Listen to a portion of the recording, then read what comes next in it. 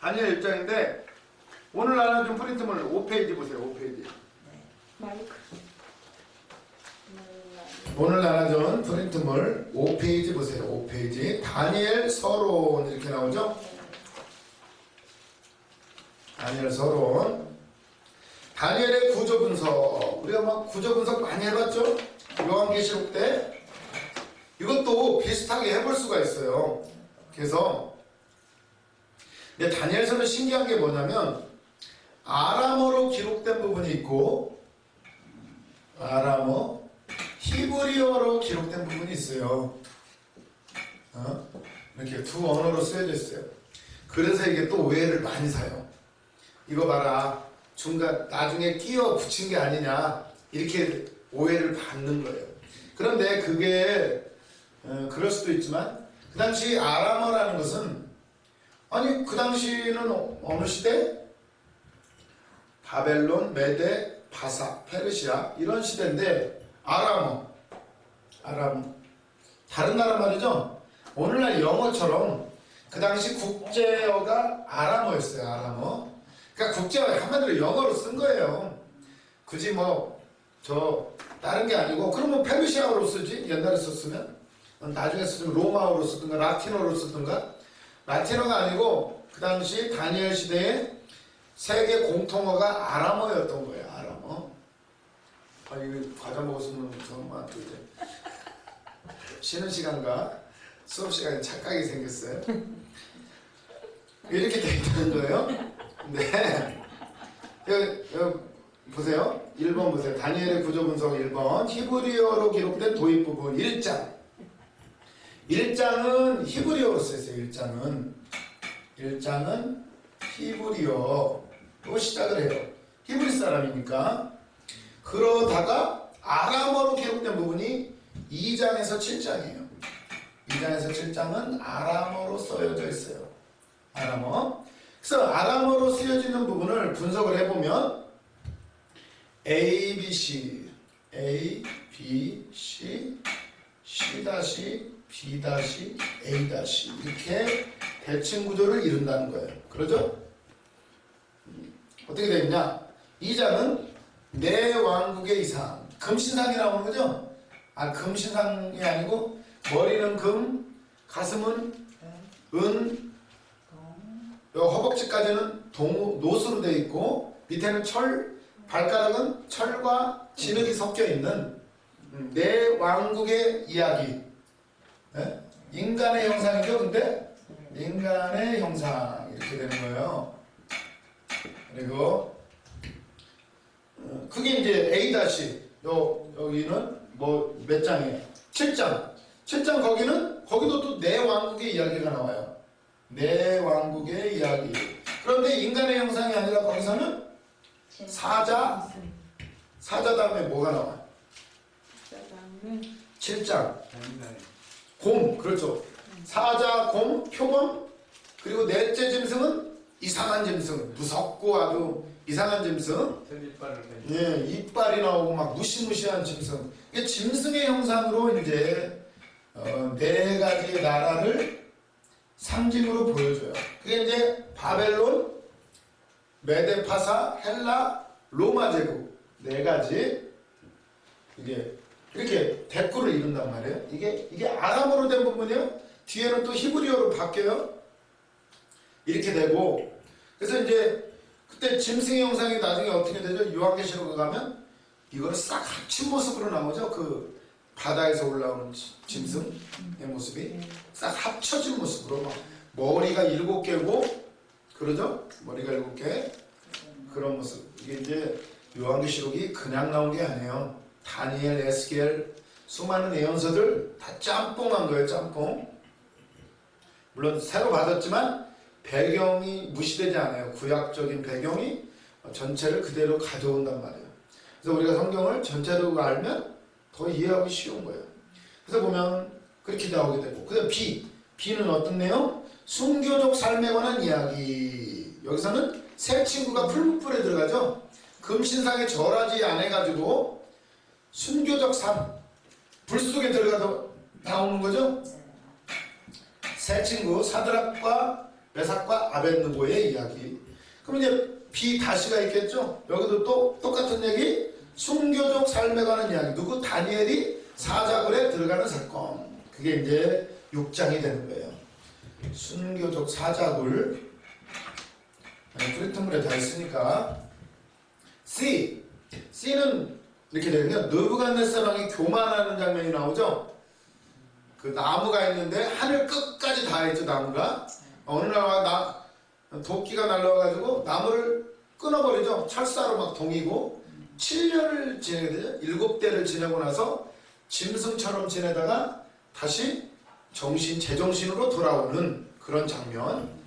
느부갓네살의 교만과 하나님의 주권 이렇게 되는 거죠. 그럼 C-는 어떤 내용? 벨사살, 벨짓 다 하다가 사살당한 느부갓네살 왕의 아들로. 아버지가 잠깐 미쳐있는 동안에 잠깐 이어받아요. 그랬으면 정신 차리고 잘했어야 되는데 바벨론 제국이 힘이 어마어마하죠. 그러니까 어떻게 해요? 야 저기 저 예루살렘에서 갖고 온 그 술잔 좀 가져와 봐라 해가지고는 금술잔으로 술을 마시다가 손가락 하나가 나타나요. 메네메네 뜨고요. 근데 왜 그거 보고 놀랐냐면 사실은 원문을 보면 손가락이 벽에 이렇게 있는 게 아니라 그러니까 왕이 이렇게 의자에 앉아 있잖아요. 그럼 손가락이 이렇게 쓱 나와가지고 이렇게 쓴 거예요. 이렇게. 그게 얼마나 놀랬겠어요. 손가락 하나가 쓱 나와가지고 이렇게 술 이렇게 마시고 이러고 있는데 쓱 나와 이렇게 쓰니까 사실은 그 상황을 보면은 그냥 이렇게 손가락 하나 써도 놀랬겠지만 더 무서운 건 막 이러고 돌고 있는데 손가락 쓱 나타나서 쓰는 거예요. 발발발발 떨리는 거죠. 그때 이제 그게 이제 C- 벨사살의 교만과 하나님의 주권 이렇게 되는 거예요. 이게 이제 아람어로 된 부분이에요. 그 당시 공용어, 지금의 영어와 같은 언어로 이렇게 써진 거예요. 그리고 나서는 이제 히브리어로 된 부분이 8장에서 12장까지 나오게 돼요. 히브리어로 된 부분 8장에서 12장 이렇게 나오는 거예요. 이게 다니엘서가 만만한 게 아니에요. 히브리어 부분 히브리어로 써져 있는데 그건 이거 조금 간단하게 볼 수가 있어요. 8장에서 12장인데 A, B, A 다시 이렇게 나오는 거죠. 두 왕국에 대한 이상, 두 왕국. 이게 어떤 환상을 보게 되죠? 맨 처음에 양이 나와요. 양, 순양이 나오는데 그 다음에 염소가 한 마리 나와요. 염소가 뿔이 하나가 큰 놈이 나오더니 양을 산양 받아버리죠. 양을. 그게 무슨 내용이에요? 뿔이 큰 염소. 알렉산더 대왕이에요. 알렉산더. 헬라 제국, 그리스. 알렉산더 그리스의 문장이 염소래요. 염소. 야, 역사적으로 아주 일치하는 게 많아요. 그게 메데 바사 제국을 받아버려요. 그 당시로는 그리스가 조그만 나라였죠. 근데 이 페르시아 제국을 무너뜨려요. 알렉산더 대왕이. 그 얘기가 이제 두 왕국 치고받고 하는 얘기가 바사와 헬라, 짐승에 관한 비유 이렇게 나오고 그게 이제 마지막 A-10장에서 12장에 이제 두 왕국의 이야기다 이렇게 나오게 되는 거죠. 페르시아와 헬라의 바사와 헬라의 얘기. 거기서 이제 사람들의 얘기가 많이 나와요. 저 8장에서는 짐승으로 이렇게 표현을 했다라면 10장에서 12장에서는 사람들 누가 누구하고 결혼하고 뭐 이렇게 남방왕과 북방왕이 뭐 어떻게 하고 뭐 이런 식으로 아주 세세한 내용이 나오게 돼요. 그리고 중간에 이제 항상 중요한 건 중간에 있다고 그랬죠. B에 대한 게 우리가 아는 9장 70일에 관한 환상이 나와요. 우리가 지금 몇 시간을 70일에 대해서 계속 얘기했죠. 이제 다니엘서는 논문이 다 여기서 나오기 때문에 이제 그렇게 제가 다뤘던 거예요. 이걸로 오해가 많고 이거 가지고 이제 장난을 치기가 아주 쉬워요. 심지어는 7년 대환란까지 연결을 시키기 때문에 요한계시록에는 7년 대환란이 안 나와요.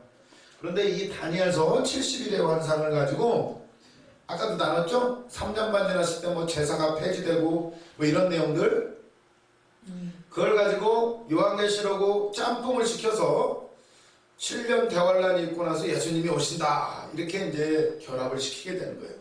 그래서 이제 제가 요한계시록 후에 다니엘서를 공부하려고 한 이유가 이거예요. 이걸 짬뽕을 시키기 때문에. 그리고 다니엘서는 예수님이 마태복음에서 인용을 하죠. 다니엘의 말한 바 멸망에 가증한 물건이 설 때 너희는 뒤를 돌아보지 말고 산으로 올라가라. 물건을 가지러 집으로 내려가지 말아라. 그런 대목이 나오죠. 기억나시죠? 네. 성경을 좀 읽어보신 분들은 네. 예수님도 인정을 했을 때 다니엘서는 진짜가 맞다 이렇게 하셨어요. 우리는 믿는데 신학자들은 조금 자유주의 신학자들은 그거를 안 믿어요. 그래서 이제 이런 것들을 입증하기 위해서 우리가 지금까지 구조 분석도 하고 연대기 표도 만들면서 이거 봐라 다니엘 말씀대로 딱딱딱딱 떨어지지 않느냐 그대로 성취가 되었다 이렇게 우리가 입증을 했던 거예요. 그래서 지금까지 좀 재미없는 얘기를 했어요. 재미없는 얘기를 그냥 알아두시고 그리고 보면 이제 프린트물 보세요. 이게 이제 다니엘서를 전체를 아람어 부분, 히브리어 부분 이렇게 나눌 수가 있다는 거예요. 그런데 문제는 이것도 딱 떨어지는 것은 아니에요. 구조를 그냥 임의상으로 구분했을 뿐이지 이 프린트물 5페이지 보시면 다니엘서로 해가지고 밑에 나오죠. 그러나 위 구조 점점점 이렇게 되어 있죠. 밑에. 그러나 위 구조의 가장 큰 문제는 8장에서 12장에 대한 부분이 별로 설득력이 없다. 뭐 A, B, A 다시를 이렇게 나눠놓긴 했는데 사실 조금 안 맞아요. 특히 10장에서 12장 A 다시 두 왕국에 관한 이상 내용을 살펴보면 결코 위 구조에서처럼 간단하게 취급할 수 없어요. 왜냐? 너무나 많은 내용이 나오고 너무나 세세한 내용이 나오기 때문에 우리가 맨날 나눠봤던 것처럼 뭐 A, B, C, D 뭐 이렇게 딱딱딱딱 이렇게 맞출 수가 없어요. 그래서 그냥 뭉뚱그려가지고 그냥 A 다시 그냥 이렇게 끼워 넣은 것일 뿐이에요. 그냥 이렇다고 보시고 전체적으로 보면 큰 틀에서는 여기에 이렇게 맞출 수가 있다는 거예요. 그나마 학자들이 여기까지 이렇게 그냥 연구하고 분석을 해놓은 거예요.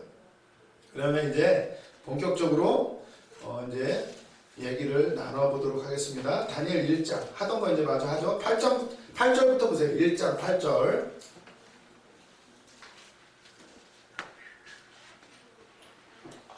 1장 8절 다 아는 거죠? 지난 시간에는 다니엘이 아마 내시였을 가능성이 아주 농후하다 이렇게 했었죠. 물론 뭐 그걸 굳이 얘기할 필요는 없어요. 그거 아니어도 다니엘은 쓰임을 받았고 하나님의 나라의 큰 별처럼 기록되신 분이에요. 그래서 우리가 이걸 보면서 이 땅에서 일어나는 일하고 하나님이 보시는 분은 많이 다르다는 거예요. 비록 내 삶이 지금 어떻게 보면 거세당한 것 같은 그런 삶일지라도 다니엘처럼 힘을 내서 우리가 살자고 잠깐 얘기를 한 거예요. 아닐 수도 있고 내신일 수도 있지만 그럴 가능성이 굉장히 높다는 거예요. 이사야에서 예언된 대로 그렇다고 치고 그런데도 불구하고 다니엘은 8절에 보면 다니엘은 뜻을 정하여 여기서 제일 중요한 단어가 나오죠. 뜻을 정하여 여기는 막 밑줄을 그어놔야 돼요. 형광펜으로 쳐놔야 돼요. 뜻을 정하여 다니엘은 뜻을 정하여 왕의 음식과 그가 마시는 포도주로 자기를 더럽히지 아니하리라 하고 자기를 더럽히지 아니하도록 환관장에게 구하니. 대단하죠? 노예로 끌려갔는데 고기가 엄청 많이 나오고 맛있는 게 많아요. 문제는 우상에게 바쳐진 재물이었던 거예요. 뽑힌 학생들이에요. 잘 먹여서 잘 키워서 나중에 바벨론 제국에 아주 인재들로 쓰려고 하는 거죠. 그래서 이걸 음식을 한 거예요. 그런데 그걸 안 먹는다? 이게 만약에 느부갓네살 왕의 귀에 들어가면 죽는 거죠. 어디서 먹으라면 먹는 거지. 그것도 좋은 걸 잘해줬는데 그걸 안 먹겠다? 기분 좋겠어요? 맛있고 귀한 거 줬는데 나 안 먹습니다. 이러면 이거 너 가. 그냥 바로 죽이는 거죠. 그런데 다니엘은 뜻을 정했다는 거예요. 뜻을 정. 이름도 바뀌었어요. 벨드사살. 여기도 사살이 나오네. 벨드사살. 다니엘은 뜻을 정해요. 오늘도 우리도 뜻을 정해야 될 줄로 믿습니다. 왜 뜻을 정해요? 하나님께 복종하느냐? 왕의 명령에 복종하느냐? 물론 왕에게도 하지만 하나님의 뜻과 세상의 왕의 뜻이 어긋날 때에는 어느 편을 택할 것인가? 우리가 코로나 사태를 보면서 이런 일들을 많이 겪게 돼요. 우리도 광화문 광장으로 나갈 것이냐? 아니다. 말 것이냐? 아니 이러고 있을 수만은 없지. 어떻게 할 것인가? 근데 우리 원장 목사님께서 의리가 있어야 되지. 좀 멱살을 잡든가. 뭐 그런 얘기도 하시는 것처럼 우리는 선택의 순간이 있어요. 어떤 게 진짜 하나님이 원하시는 것인가? 어떤 때는 참아야 되고 어떤 때는 생명을 불사하고 나가야 돼요. 그게 이제 다니엘서를 보면 그런 아주 극한의 선택의 상황들이 나오죠. 풀무불, 사자굴 사건, 여러 가지 사건들이 많아요. 벌써 여기서부터 다니엘은 끌려가서부터 선택의 순간이에요. 첫 단추죠, 첫 단추. 에이, 그냥 배울 때니까 적당히 이건 먹어도 그냥 나중에 일 잘하지. 높은 자리 올라가서 다 하면 되지. 근데 다니엘은 공부할 때부터 뜻을 정하고 이 음식을 먹지 않기로 해요. 지금이야 뭐 우리가 복음이다 뭐다 아이 뭐 그런 거 의미 없어 할 수도 있겠지만 이 당시는 그게 아니에요. 아직 율법의 시대고 그리고 아주 중요한 때죠. 왜냐? 끌려갔으니까. 지금은 이건 생사가 넘나드는 얘기예요. 이건 간단한 문제가 아니에요. 우리 지금이야 뭐 웰빙 찾고 해서 풀 먹는 걸 아주 고급스러운 걸로 생각하지만 그 당시는 이게 아닌 시대예요. 더군다나 잘할 때 얼마나 먹고 싶어요. 저도 그냥 그 뭐 햄 먹고 싶고 장조림 싸운 애들이 굉장히 부러웠었는데 근데 이때 뜻을 정해요. 오늘도 우리는 결단해야 될 줄로 믿습니다. 지금도 우리는 뜻을 정해야 돼요. 우리가 연세가 드셨지만 다들 영적으로 보면 다니엘과 같은 지금 배우고 있는 시기죠. 아주 뭐 인정해야 돼요. 물론 뭐 세상 경험은 많을지 모르겠지만 영적인 내용에 있어서는 제대로 공부를 해야 돼요. 그럴 때 중요해요. 그래서 웬만하면 성전에 들어와서 잘 훈련받으면 좋아요. 한 곳에 머물고 왔다 갔다 하면 힘들잖아요. 네. 그러니까 가만히 있었으면 좋죠. 네. 뜻을 정해야 돼요. 내가 뜻을 정해야 돼요. 비록 내가 어느 걸 택할 것이냐. 내 마음대로 뭐 좋죠. 가꾸고 돈도 좀 융통하고 생각은 좋은데 진짜 하나님의 뜻이 뭐냐면 지금은 어느 때냐는 거예요. 다니엘은 뜻을 정해요. 그래서 내가 지금부터 이런 것에 내가 물들면 안 되니까 비록 조금 배는 고프겠지만 내가 뜻을 정합니다. 이 산의 진미, 사람이라는 것은 편하면 거기에 이제 젖어들게 돼 있어요. 그러나 다니엘은 거기에 물들지 않으려고 그 물질 세계 세상에 물들지 않으려고 그걸 딱 끊는 거예요. 왜? 하나님 성전 예루살렘 이걸 잊지 않으려고 딱 뜻을 정하고 고기와 포도주를 딱 끊어요. 그런데 문제는 내 마음대로 할 수 있는 게 아니에요. 이게 다니엘은 무식하게 나 안 먹습니다. 이러면 어떻게 되죠? 바로 죽는 거예요. 그냥 어떤 게 뜻이겠어요? 그냥 죽어요? 그래 순교할 수도 있어요. 문제는 지금 다니엘을 통해서 하나님은 온 세상을 통치하시고 다니엘이 총리가 돼야 이스라엘 백성들 좀 뒤도 좀 봐주고 그러죠. 누구라도 좀 의지할 때가 있어야 백성들이 또 포로로 잡혀올 건데 먼저 끌려온 이유가 있잖아요. 하나님이 요셉을 왜 먼저 보내셨어요?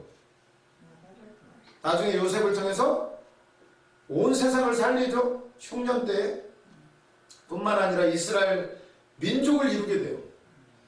근데 그때 요셉이 자살했으면 어떻게 해? 에이 있다고 내 형들 미워. 에이 그러면 끝나는 거예요. 생각을 해야 돼요. 다니엘이 지금 포도주 안 마십니다. 고기 안 먹습니다. 죽이려면 죽이시오. 이러면 다니엘서가 안 써져요. 하나님의 뜻을 우리는 생각해야 돼요. 어떤 때는 참아야 되고 어떤 때는 나서서 죽음도 불사해야 돼요. 그런데 아직은 죽음을 걸 단계는 아니에요.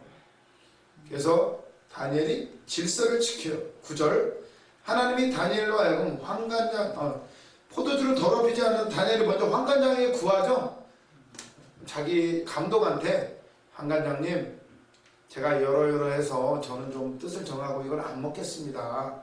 이렇게 구해요. 근데 참 다니엘이 하는 짓이 이뻤던 것 같아요. 환관장도 다니엘을 좋아해요. 평소에 잘해야 돼요. 그래야 나중에 어떻게 될지 몰라요. 평소에 다니엘이 미운 짓만 했어봐요. 환관장이 뭐라 그랬을까요? 꺼져. 그랬겠죠. 시끌시끌 아마 그랬을 거예요. 근데 이쁜 짓만 했던 것 같아요. 그랬더니 9절 하나님이 다니엘로 하여금 환관장에게 은혜와 긍휼을 얻게 하신지라. 이쁘게 보였어요. 참 어린애가 참 뜻이 고상하잖아요. 10절에 보니까 근데 문제는 환관장이 그래요. 환관장이 다니엘에게 이르되 내가 내 주 왕을 두려워하노라. 그가 너희 먹을 것과 너희 마실 것을 지정하셨거늘. 느부갓네살은 한숨깔 하죠. 자기 꿈도 알아맞추라고 하는데 못 알아맞추면 다 죽인다고 할 정도로 좀 한숨깔 하는 왕이에요. 환관장이 그게 두려운 거예요. 나도 네가 해달라는 대로 해주고 싶다. 내가 너 좋아하니까. 그런데 만약에 왕이 너희들 먹으라고 이걸 다 지정을 해줬는데 너희 얼굴이 초췌해지거나 또래 소년들보다 키도 작고 이러면 안 되는 거죠. 그게 표가 나는 건 야 쟤는 왜 이렇게 비리비리하냐 그러면 쟤는 안 먹는데요. 이러면 안 되는 거죠. 그래서 환관장이 그래요. 야 나도 네가 원하는 대로 해주고 싶은데 네가 쫄쫄 굶어가지고 삐쩍 마르면 내 목이 날아간다. 왕이 지정해 준 건데 왜 안 줬냐고 말 안 들었다고 환관장 목부터 딸 거죠. 그러니까 환관장이 그러는 거예요. 내 머리가 왕 앞에서 위태롭게 되리라 하니라. 목 날아간다는 얘기죠. 잘못하면. 그랬더니 다니엘이 그래요. 이게 참 저 같았으면 얘 그러면 안 되겠네요 이럴 텐데 다니엘은 또 한 번 구해요. 어떻게? 이게 중요한 거예요. 어떤 때는 나서야 되고 어떤 때는 참아야 될 때가 있어요. 근데 다니엘은 여기에서 아주 지혜로운 말을 해요. 지혜로운 말을 11절 환관장이 다니엘과 하나냐와 미사엘과 아사랴를 감독하게 한 자에게 다니엘이 말하되 다니엘이 다시 한번 말하는 거예요. 12절 청하오니 당신의 종들을 열흘 동안 시험하여 채식을 주어 먹게 하고 물을 주어 마시게 한 후에 당신 앞에서 우리 얼굴과 왕의 음식을 먹는 소년들의 얼굴을 비교하여 보아서 당신이 보는 대로 종들에게 행하소서. 제안을 해요. 멋있지 않아요? 한번 시험해 봅시다. 채식만 먹는 사람 우리하고 고기 먹고 아주 잘 먹는 애들하고 한번 열흘 동안만 비교를 하셔서 우리 얼굴이 그보다 못하면 우리가 고기 먹어야죠. 뭐 당신 목도 날아가니까 제안을 한 거예요. 이때 하나님이 역사하신 거예요. 희한하죠? 비교를 해봤더니 누구 얼굴이 더 좋아요?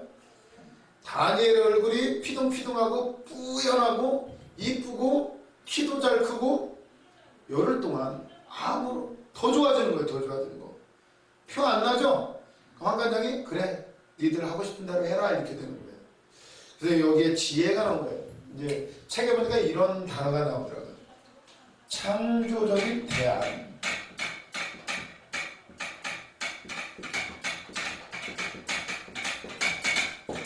창조적인 대안. 무조건 믿습니다. 나에게 죽음을 달라. 그럴 수가 있어요. 제가 어렸을 때 제가 저 고등학교 다닐 때 우리 교회 기계공부 형님들이 많았어요. 공부 다니는 형님들이. 그 형님들이 이제 취직을 하더라고요. 취직을. 그랬더니 그 형들이 믿음이 좋았어요. 근데 믿음이 좋은 형 중에 하나가 이제 술자리 회식 자리를 갔을 거 아니에요? 어떻게 한 줄 아세요? 술잔 딱 받돈 바로 머리에다가 딱 붓고는 딱 술잔을 놓은 거예요. 분위기 싸해졌겠죠? 그냥 안 먹을 수 있어요. 저도 이제 뭐 군대에 가서도 그랬고 저도 안 마셨어요. 저는 조금 불쌍한 척을 했죠. 저는 교회 다녀서 못 먹는다고. 그랬더니 불쌍하게 보더라고요. 에이 넌 저리 가. 그러더라고요. 근데 이 형은 아주 믿음도 좋고 딱 붙고는 멋있게 딱 놨어요. 그것까지는 좋은데 분위기가 싸해지는 거죠. 예수 믿는 것들 좀 욕을 얻어먹는 거죠. 물론 그것도 수는 돼요. 근데 나중에 그 형이 이제 회사를 그만두고 그 형이 이제 공업사를 차렸어요. 자동차 공업사. 지금은 아주 술 잘 마신다고 그러더라고요. 그때는 믿음이 좋아가지고 술 절대 안 마십니다. 딱 이랬는데 자기가 사장이 되니까 어떻게 거래처도 확보해야 되고 골프도 치러 가야 되고 술도 사줘야 되고 지금은 술 잘 마신다고 그러더라고요. 그런 얘기 하려고 하는 그 형이 문제가 아니라 우리는 더 중요한 거 굳이 세상하고 적이 되는 건 아니에요. 예수 이름 때문에 아까 원장 목사님 설교하신 것처럼 다윗처럼 그럴 때가 있어요. 골리앗이 막 하나님을 모욕하고 백성들이 다 벌벌벌 떨고 그 상황에서 누군가 나서야 될 때 나선 것이지. 그러나 다니엘은 어떻게 해요? 창조적인 대안이라는 거예요. 다니엘도 나중에 생명 걸어요. 안 될 때는 사자굴에 들어가는 거예요. 그러나 어디까지나 세상 사람들도 전도의 대상이에요. 우리가 그들하고 왼수가 되면 안 돼요. 우리가 모범이 되고 희생이 되고 그들에게 솔선수범하는 모습을 보여야 되지. 무조건 서로 적대하는 관계 하면 안 돼요. 그래서 광화문 나가는 것도 좋지만 나가서 욕을 해버리면 아니 대통령을 위해서 기도하자고 하면 누가 아니 대통령 잘 되라고 기도한다는데 누가 시비 걸어요. 근데 욕을 해버리면 아무리 하나님을 위한 뜻은 좋지만 조금 무리가 많이 생기죠. 그래서 우리는 누구 비판하려고 하는 게 아니라 다니엘의 지혜를 보면 이 어려운 시대에 노예로 끌려가서 그 나라를 다스리는 총리까지 되고 그 안에서 또 하나님의 뜻을 실현하고 응답받고 기도함으로 나간다는 것은 굉장히 지혜로운 사람이에요. 나라가 바뀌었는데도 또 쓰임받아요. 그냥 캣 죽어버린다? 나는 죽으면 천국 가니까 괜찮지. 그러나 믿음이 약한 사람들 어떻게 해요? 힘 있는 사람이 끌어줘야죠. 죽는 것만이 능사가 아니에요. 사도 바울이 그런 고백을 하죠. 나는 지금이라도 당장 죽어서 주님 품에 가고 싶다. 하지만 나는 너희들 때문에 이 고생을 한다. 이런 이제 대목이 나오게 돼요. 나는 예수 그리스도의 십자가의 고난을 내 몸에 채운다. 몸에 채운다는 게 자기 몸에 십자가에 남은 고난을. 그래서 다니엘의 창조적인 대안. 항상 지혜롭게 생각을 해야 돼요.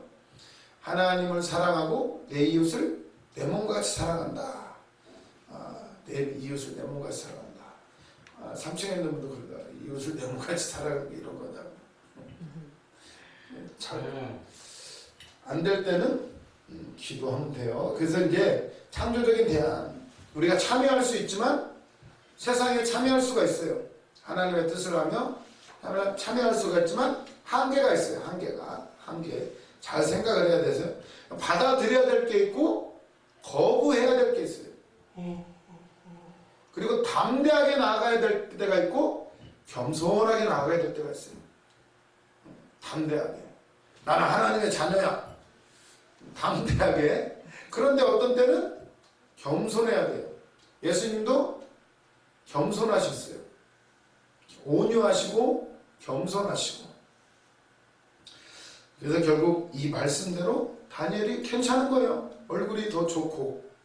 그러할 때에 14절 그가 그들의 말을 따라 열흘 동안 시험하더니 열흘 후에 그들의 얼굴이 더욱 아름답고 살이 더욱 윤택하여 피둥피둥 더 살찐 거예요. 하나님이 하시는 거죠. 우리가 뜻을 가지면 하나님이 하셔요. 최선희 집사님 이번에 다시 봤어요. 코로나 주사를 받았으면 그 핑계를 대고 안 나올 법도 한데 야 대단하시네. 어떻게 저렇게 나올 수가 있을까요? 저 같으면 하루 쉴 것 같은데. 이런 게 참 중요해요. 그가 열흘 후에 하나님의 손길 하고 자면 하나님이 하셔요. 우리 원장 목사님도 막 그냥 대상포진에 지금도 어지러워 조금 몸이 불편하신데 쉬지 않으셔요. 그런 걸 보면 우리가 그런 걸 본받아야 될 줄로 믿습니다. 15절 보면 열흘 후에 그들의 얼굴이 더욱 아름답고 살이 더욱 윤택하여 왕의 음식을 먹는 다른 소년들보다 더 좋아 보인지라. 그리하여 감독하는 자가 그들에게 지정된 음식과 마실 포도주를 제하고 채식을 주니라. 이게 끝이 아니고 그랬더니 17절 하나님이 그때부터 부으시기 시작하셔요. 하나님이 이 네 소년에게 학문을 주시고 모든 서적을 깨닫게 하시고 지혜를 주셨으니 다니엘은 또 모든 환상과 꿈을 깨달아 알더라. 아멘. 공짜는 없다는 거. 한 곱이 넘어가고 나니까 뜻을 정하고 결단하고 아주 창조적인 지혜를 발휘하고 어쨌건 끝까지 겸손하게 긍휼을 입고 나아갔더니 어떻게 돼요? 하나님의 손길이 움직여요. 지혜를 주셔요. 하나님 봐도 야 너라면 너를 통해서 뜻을 이루시는 거죠.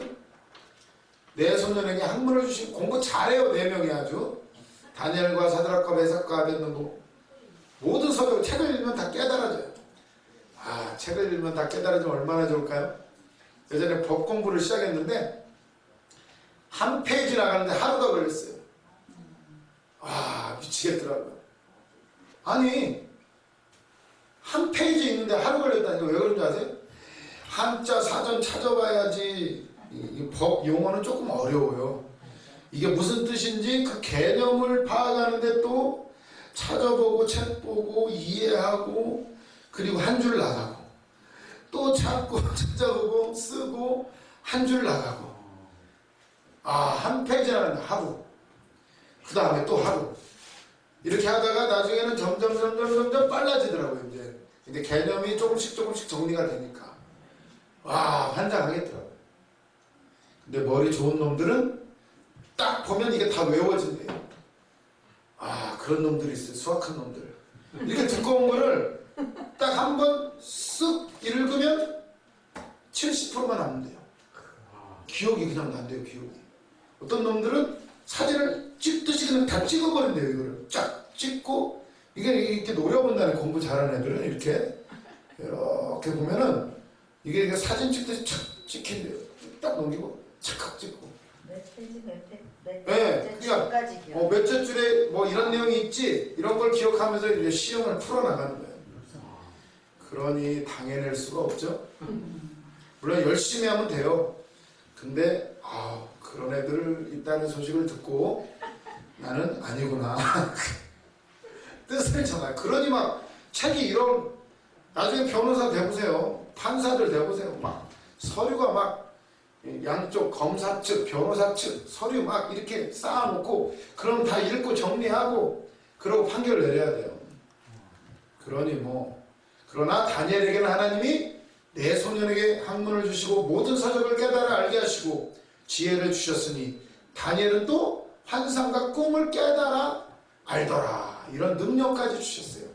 오늘도 우리는 능력을 구하시기를 바랍니다. 그런데 그냥이 아니다. 결단하고 뜻을 정하고 아주 이게 그냥 보통 얘기가 아니에요. 이거 한 곱이 한 곱이 넘어가는 게 공부할 때부터 첫 단추부터 이들은 뜻을 정하고 해 나가기 시작한 거예요. 하나님이 열어주셔요. 오늘 또 우리는 뜻을 정해야 될 줄로 믿습니다. 마음 먹으면 하나님이 하게 하셔요. 신학교 내가 가보자 하면 어떻게든 하게 하시죠. 열어주셔요. 그럼 끝까지 승리하시기를 바랍니다. 18절 왕이 말한 대로 그들을 불러 기한이 찼으므로 환관장이 그들을 느부갓네살 앞으로 데려가니 왕이 그들과 말하여 보매 무리 중에 다니엘과 하나냐와 미사엘과 아사랴와 같은 자가 없으므로 첼로 똑똑해요. 1등, 2등, 3등, 4등 다 여기서 나왔어요. 이와 같은 자들이 없으므로 그들을 왕 앞에 서게 하고 왕이 그들에게 모든 일을 묻는 중에 그 지혜와 총명이 온 나라 박수와 술객보다 10배나 나온 줄을 아니라. 다니엘은 고레스 왕 원년까지 있으니라. 아멘. 할렐루야. 다 물어본 거예요. 느부갓네살이 뭐 비상한 사람이에요. 탁탁 물어보니까 술술술술 아주 지혜롭게 답변하는 거죠. 10배나 났대요.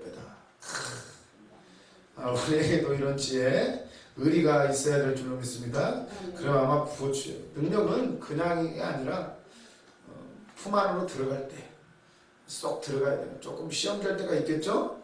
잘 통과하시기를 바랍니다.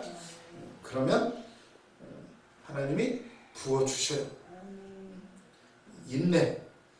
그리고 또 나설 때는 또 나서야 돼요. 아무 때나 나서면 또 안 되고 진짜 나서야 할 때가 있어요. 겸손하면서도 담대한 그런 모습. 예수님이 말씀하셨죠. 너희는 양 비둘기처럼 순결하고 뱀처럼 지혜로우라고 말씀하셨어요. 그걸 다 할 수 있어요. 우리는 내가 하는 게 아니고 성령이 하시니까. 2장으로 넘어가도록 하겠습니다. 히브리어로 되어 있어요. 지금 여기는 2장 1절 여기도 히브리어로 되어 있어요. 느부갓네살이 다스린 지 2년이 되는 해에 느부갓네살이 꿈을 꾸고 그로 말미암아 마음이 번민하여 잠을 이루지 못한지라. 드디어 그 문제의 느부갓네살의 꿈이에요. 뭔가 2년쯤 됐는데 2년쯤 되면 조금 이제 기반이 좀 잡혔을 때죠. 그런데 문제는 이때 이상한 꿈을 꾼 거예요. 갑자기 두려워요. 잠을 이루지를 못해요. 그도 그럴 것이 우리 아시는 것 같이 신상 하나가 나왔는데 돌멩이 하나가 날라와가지고 와장창창 무너져요. 어땠을까요? 그 꿈. 그 신상은 분명히 자기 자신을 의미하는 건데 돌멩이가 날라와가지고 무너져 버린다. 나라가 망하는 꿈이에요 이게. 그러니까 느부갓네살이 걱정거리가 났어요. 잠을 못 자요. 2절 왕이 그의 꿈을 자기에게 알려주도록 박수와 술객과 점쟁이와 갈대아 술사를 부르라 말하며 그들이 들어가 왕의 앞에 손지라. 왕이 그들에게 이르되 내가 꿈을 꾸고 그 꿈을 알고자 하여 마음이 번민하도다니 갈대아 술사들이 아람말로 왕에게 말하되. 여기까지가 히브리어고 그 다음부터가 이제 아람어로 시작이 돼요. 여기 이렇게 나오죠. 갈대아 술사들이 아람말로 왕에게 말하되. 여기까지 히브리어로 되어 있어요. 아람말로 말한다고 했으니까 이제 아람말로 이제 하기 시작을 하는 거예요. 그러면서 이게 몇 장까지? 7장까지 이제 아람어로 기록이 돼요. 이렇게 다니엘서가 구조가 되어 있어요. 갈대아 술사들이 아람말로 왕에게 말하되. 그럼 이제 아람어로 바뀌는 거예요. 왕이여 만수무강하옵소서. 왕께서 그 꿈을 종들에게 이르시면 우리가 해석하여 드리겠나이다 하는지라. 5절 왕이 갈대아인들에게 대답하여 이르되 내가 내 명령을 내렸나니. 너희들이 내 명령을 잘 못 들었나 본데 뭐 꿈을 알려달라고? 그게 아니고 너희가 만일 꿈과 그 해석을 내게 알게 하지 아니하면 너희 몸을 쪼갤 것이며 너희의 집을 거름더미로 만들 것이다. 수악한 사람이에요. 아주 왕이시여 꿈을 알려주시면 해석을 해드리겠나이다. 그랬더니 너희들이 아직 말귀를 못 알아듣나 본데 내가 꿈이 무엇인지 그리고 그 해석까지 말하지 않으면 너희들을 쪼개버리고 집을 거름더미로 몰살시킨다는 거죠. 식구들까지 다. 무시무시해요. 그랬더니 친아들이 뭐라 그래? 6절 근데 느부갓네살이 왜 이런 말을 하냐? 굉장히 논리적이에요. 너희가 만일 꿈과 그 해석을 보이면 너희가 선물과 상과 큰 영광을 내게서 얻으리라. 그런즉 꿈과 그 해석을 내게 보이라 한다. 그들이 다시 대답하여 이르되 원하건대 왕은 꿈을 종들에게 이르소서. 그리하시면 우리가 해석을 보여드리겠나이다. 아니 이게 시험지도 안 보여주고는 선생님이 그러는 거예요? 야 내가 무슨 문제 냈는지 알아맞혀봐. 그럼 100점 줄게. 이런 거죠 지금? 아니 선생님 시험지를 주셔야 우리가 풀죠. 아니 그게 아니고 너희들이 내가 지금 무슨 문제를 냈는지 너희들이 알면 당연히 문제도 풀을 거 아니냐. 내가 무슨 문제 냈는지 맞춰봐. 이렇게 한 거예요. 말이 돼요? 그랬더니 왕은 그게 아니래요. 8절 왕이 대답하여 이르되 내가 분명히 하노라. 너희가 나의 명령을 내렸음을 보았으므로 시간을 지연하려 함이로다. 아니 이것들이 시간을 질질 끄네? 빨리 내가 무슨 꿈 꿨는지 말하라니까 뭐? 자꾸 뭐 알려달라고? 9절 너희가 만일 이 꿈을 내게 알게 하지 아니하면 너희를 처치할 법이 오직 하나이니 이는 너희가 거짓말과 망령된 말을 내 앞에서 꾸며 말하여 때가 변하기를 기다리려 합니다. 이제 그 꿈을 내게 알게 하라. 그리하면 너희가 그 해석도 보일 줄을 내가 알리라 하더라. 야, 맞는 말이에요. 느부갓네살 왕이. 이게 보통 꿈이 아닌지라 잘못하면은 이놈들이 꿈을 거짓말로 아는 체하고 해석할 수가 있다는 거죠.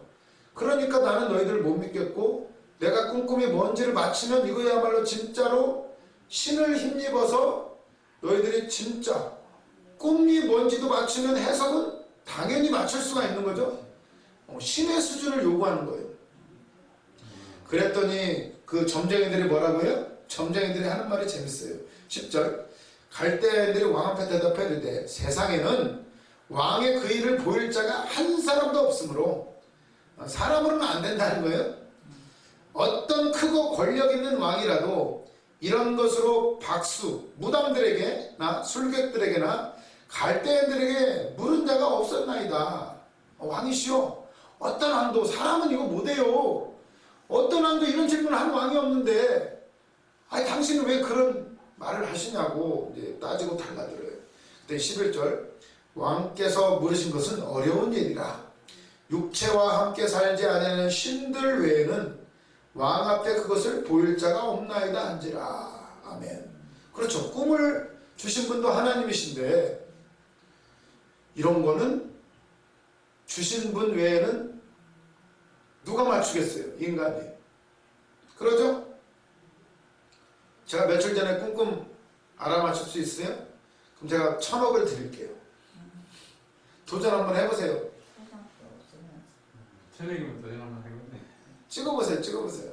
못 맞춰요 어차피. 그리고 1,000억 당첨돼도 제가 드릴 돈도 없어요. 아무튼 느부갓네살 왕은 다 할 수가 있는데 느부갓네살은 권력이 대단하잖아요. 근데 느부갓네살 왕도 꿈 하나 해석을 못해요. 여기에서 뭐가 드러나요? 하나님의 뜻을 모르면 세상의 지식은 다 쓸데없다.